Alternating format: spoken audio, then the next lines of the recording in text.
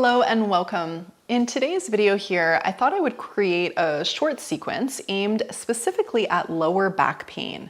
So lower back pain is one of the most common complaints I see in my private practice. In fact, many people will experience lower back pain at some point in their lives. The good news is that there is a lot that we can do when it comes to movement to create a little bit more ease and stability in the body if we are experiencing lower back pain. Now, as always, if you have severe or acute pain, you'll want to check with your practitioner to make sure that these movements are right for you. This sequence is a little bit more for those folks who have chronic or mild to moderate pain. Now, as well, as you're practicing, you'll want to pay attention to the levels of pain. If anything that we do creates more pain or feels uncomfortable, you can always just stop the practice or modify. So for today's practice, you will need a strap and a block, but you can use whatever you have around the house for these two props, and we'll get to that as we practice. Along with that, we are going to be practicing these movements for shorter amounts of time. But in your home practice, you're welcome to take this sequence here, take the individual movements, and do them on your own at home for longer periods of time. I do recommend doing the sequence on a fairly regular basis to get the best results. So let's get on the mat and practice some yoga for lower back pain. Okay, so coming down onto our mat here, you are welcome to place a padded surface over top of your yoga mat, so maybe a folded blanket, or you could also practice on a carpeted floor, for example, or you are also welcome just to practice right on your yoga mat. Either way, coming down onto the floor, extending your legs, releasing your arms. Just take one moment here before we begin to pause and really settle the body. So just feel the bones drop. If it feels okay to close the eyes, you could do that. Maybe taking a few deeper breaths.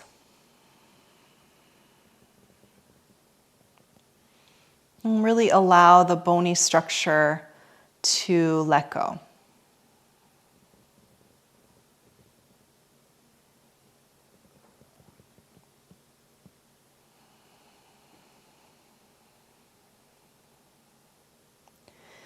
Good, and then we'll just slide the legs up and plant the feet.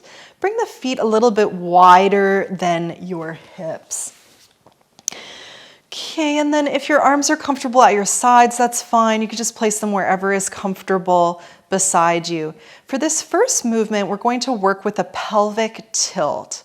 So you want to tilt your hips forward, like you're arching your lower back. So if I was there with you on your yoga mat, I could slide my hand right underneath the lower back. The lower back is lifting up away from the floor.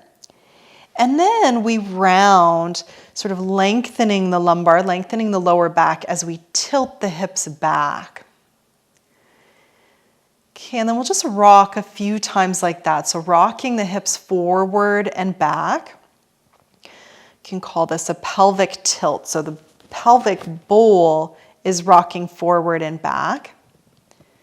Now you may notice, if you are experiencing lower back pain, you may notice that a part of the range of this movement doesn't work for you. So if you're tilting forward and you observe any pain, just do a little less. For many people with lower back pain, it might feel better to do the lengthening part of the movement. So that's the part where you're scooping the tailbone under and you're lengthening the lower back. So the hips stay on the floor. Just rock forward and back a few times. Now there are many ways to do this movement. If you do find that the lengthening part of the movement feels better for you, you could just do that part of the pelvic tilt. So you come back to a more neutral stance where the lower back is lifted just slightly, and then you just go into what we call the posterior tilt. So that's the hips are tilting back, the tailbone scoops under. And just do that a number of times. And let the breath be really soft and easy. Okay, so again, you can put your arms up by your head or maybe out at your sides, maybe in like a goalpost shape. What's important here is we're just working with the lower spine, right? So the lower part of the spine has the lumbar vertebrae, this big, heavy vertebrae. And of course, between each of the vertebrae are the jelly-like discs. And a lot of dysfunction can happen in this area through various pinching or misalignments. Okay, so just tilting hips back and forth a few more times.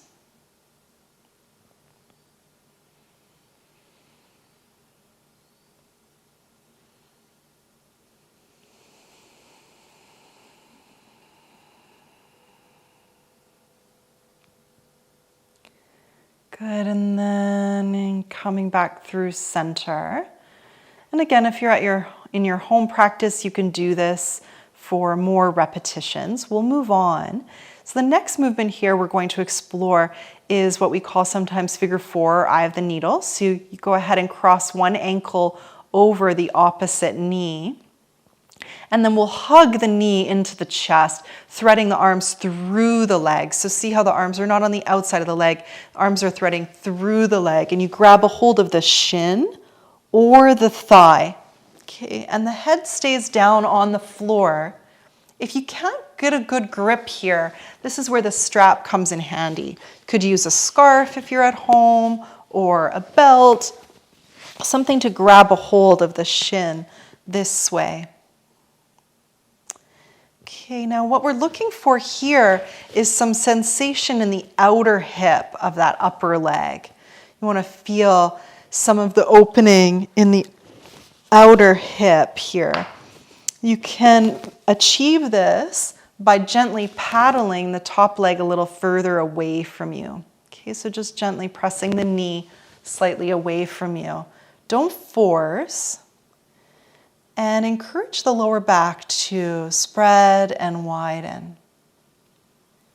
Now, if this is too much for you here, you could use a block. You could place the block underneath the foot and just go to this height, like so. And you just work it here, as long as you're starting to feel a little bit of opening in the outer hip. So taking 3 complete breaths.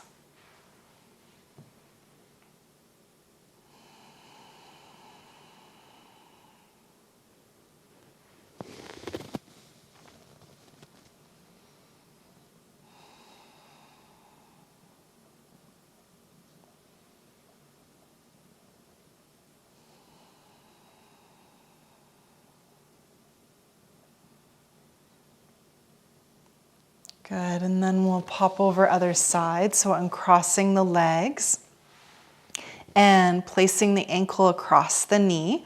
And we'll thread the arms through the legs to grab a hold of the shin or the thigh. And take your time, don't force. So if this is causing strain in your neck or your shoulders, it's better to either place just a little padding underneath the head, or you could again use the strap or the block.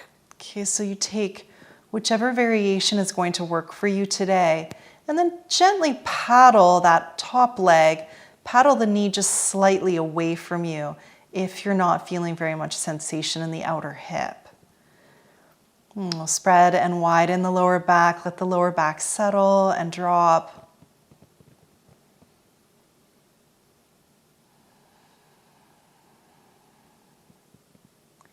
And enjoy some soft and slow inhales and exhales.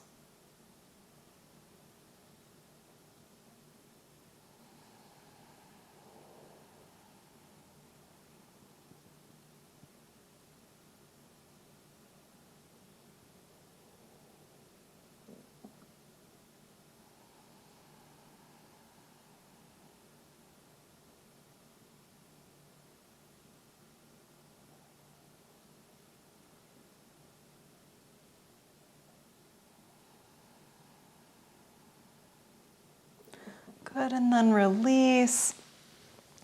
And if it feels good, you could just extend your legs out for a moment, releasing the legs. Take a deep breath there. Good, and then we'll bend the legs, plant the feet to the floor once again. And for this next one, we'll use our strap. I like to create a loop with the strap. See how I've created a loop with the buckle? And then I place the loop over one foot and extend the foot up towards the sky. Okay, so hook the hand through the loop of the strap and press now out through that top leg. Now, if your hamstrings, the back of your legs, if they're really tight, you may need to bend the leg a little bit, and that's fine too. Okay, so otherwise, you're starting to extend the leg, really driving the thigh bone away from your belly and pressing out through the heel. Oftentimes, lower back pain is at least partially exacerbated by tight hamstrings. Okay, so if the hamstrings are tight, they're going to pull on the ischial tuberosity, that's the base of the pelvis there, and put strain on the lower back. So now here we're opening the hamstrings, the back of the leg, really opening that whole dorsal chain along the back of the leg in order to encourage a little bit more freedom through the back line of the body. Once again, allow your lower back to spread and widen. And perhaps take a few deeper breaths into the lower abdomen. Simply watching the belly rise and fall.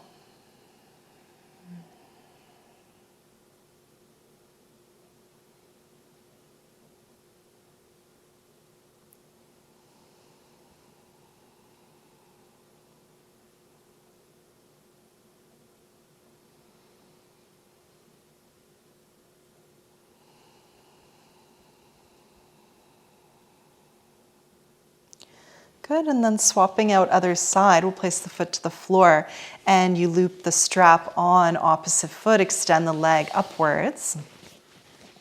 Okay, so we'll take the loop of the strap through with the other hand now. And once again, press out through that top heel and press the thigh bone of the upper leg away from you if you can. If this is too much for the back of the leg, you can always have the leg a little bent, that's fine. Find what's appropriate for you today. And invite the lower back to settle.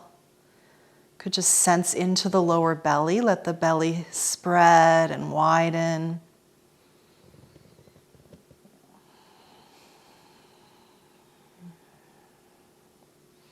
Okay, and as you press out through that top leg, really press out through the heel. You may feel now that opening along the whole dorsal chain. So all the way from the Achilles tendon, right up through the gastrocnemius, the back of the calf, back of the knee, up into the hamstrings.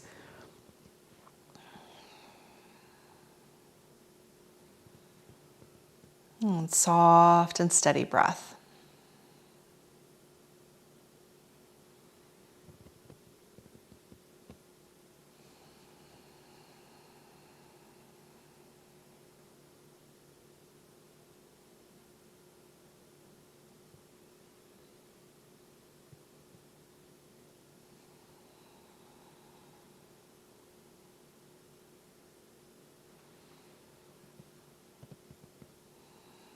Good, and then we'll release, just pop the strap off to the side. And for this next one now, the legs are bent, feet to the floor. You can bring the feet around hip distance apart. And for this next one now, we're gonna press into the feet, especially the heels, really press the heels to the floor. And we'll just gently lift or raise the hips up off the mat. So this is like a bridge pose. Now, oftentimes in the yoga system, we're trying to use the bridge pose a little bit more as like a back bend. Today, we're using it to really strengthen the back chain of the body. So I want you to really engage your glutes. That's your butt muscles. Really engage your glutes. Press into your heels and lift your hips. Good, and then we'll slowly lower. Nice and slow, uncurling, unfurling the spine, dropping the sacrum back downwards. Let it spread and widen, drop. Let's try that again.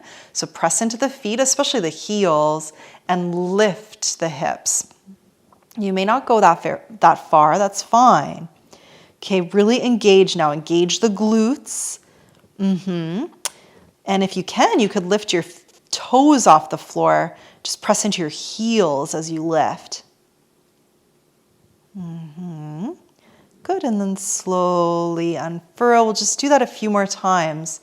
In your home practice, you can take this movement and do it for longer. The other option is to place a block between your knees. So if you notice that your knees are really flaring outwards, it just adds another layer of engagement, really pressing against the block, and then we lift the hips, engage, squeeze the glute muscles that way.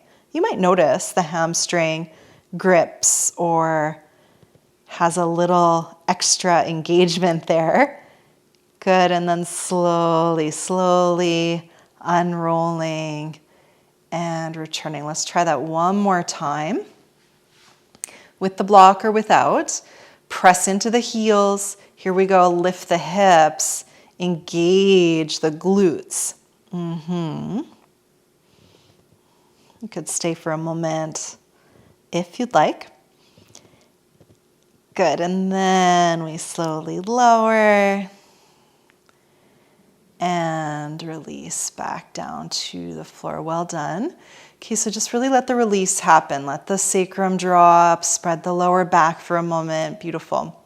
Okay, for this next one, we're gonna work a little bit more with strength. This one we call dead bugs. So from here, you're gonna lift your feet up off the floor, and we'll lift our arms up off the floor. So I'm reaching my hands up towards the sky, and my thigh bones, my femurs, are pointing directly upwards. Okay, so my shins are parallel with the floor from here.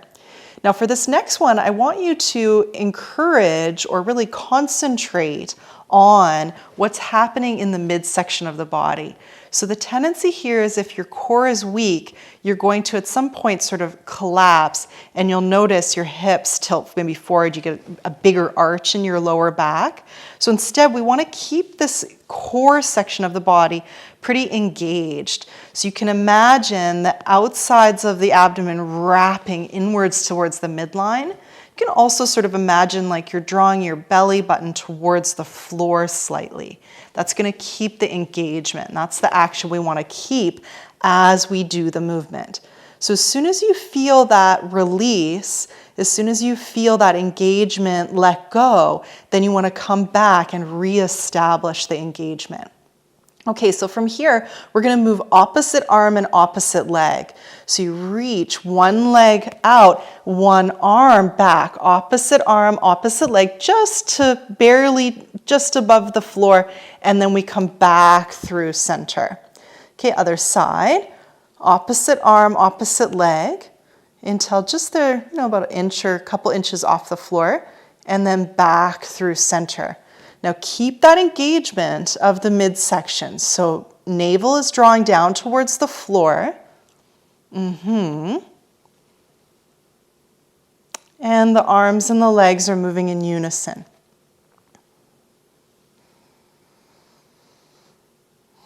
And keep going like that. Now, if it's too much for you, you could just have the arms down and you just start by working with the leg. Okay, so you could just go one leg at a time, like so.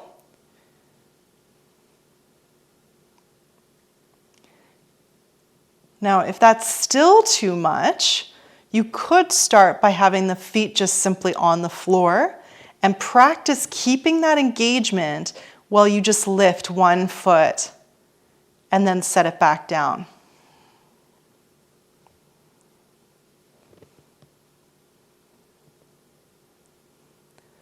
Okay, so lots of different variations depending on the strength that is available to you. Just a couple more like that. And of course, in your home practice, you can do these movements for longer. You could do a series of these, pausing, and then doing another round of them.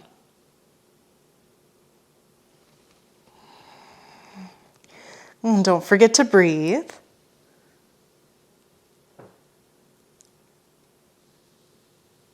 Good, and then we'll slowly release. Bring the feet back down towards the floor. You just pause by placing your hands on your belly for a moment and enjoy a soft breath into the lower abdomen.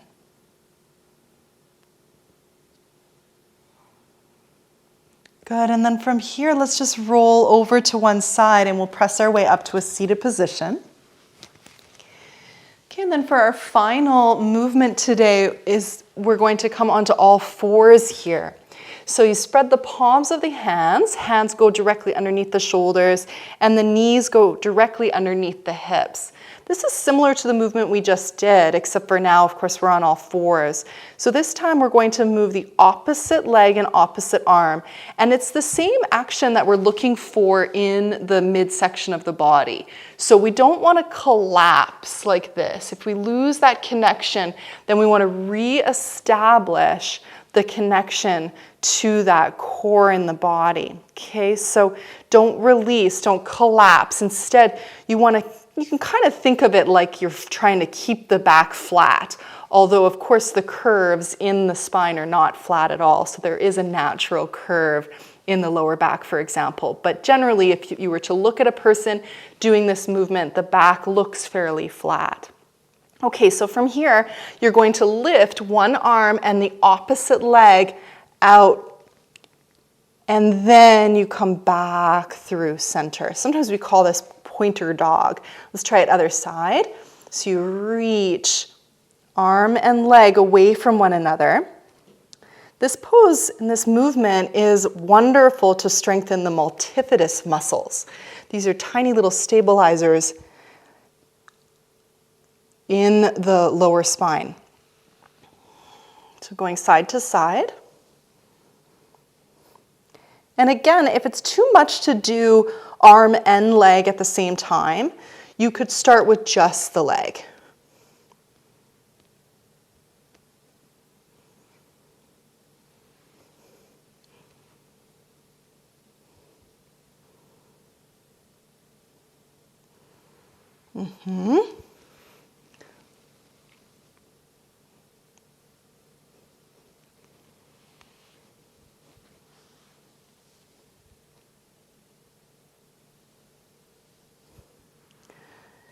Good, beautiful. And again, in your home practice, I recommend doing this one for a bit longer. Once you've finished that movement there, let's just go ahead and come onto our back once again. And go ahead and release your legs now. Release your arms to your sides and pause. After our movements, it's always helpful to take even just a moment. Really let the body and mind integrate. So just soften now. Let your bones drop. And let go.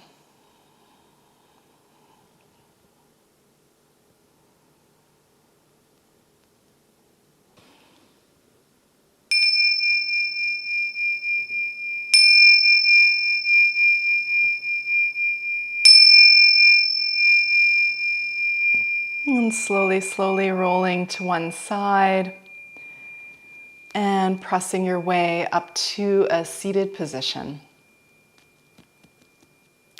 Okay, so I hope you enjoyed these few movements for lower back pain. Let's see, we did, first of all, of course, the pelvic tilt. So tilting the hips forward and back. And especially you might notice that the posterior tilt, that's where we lengthen the lower spine, scoop the tailbone under. That sometimes helps to relieve some chronic achiness in the lower back. And then we moved on to do eye of the needle pose, really trying to open and lengthen, create a little bit more flexibility in the outer hips. And from there we moved to Supta Pada Gustasana, where we had the leg up in the air with the strap. And that one, of course, helps to open up the back line of the legs, also helping to encourage some freedom in the lower spine. After that, we moved a little bit with some core movements, the dead bug pose, and finally the pointer dog pose to create that stability that we need, of course, if the lower back is perhaps a little bit unstable, leading to discomfort. So again, you can use each of these movements on their own for longer periods of time, or you could move through a little sequence like this. And I do hope that it helps to create a little bit more ease and comfort in your body. Thank you for watching, and do make sure to get over to the blog post that is associated with this video for a little bit more information about everything we covered today. Thank you for watching.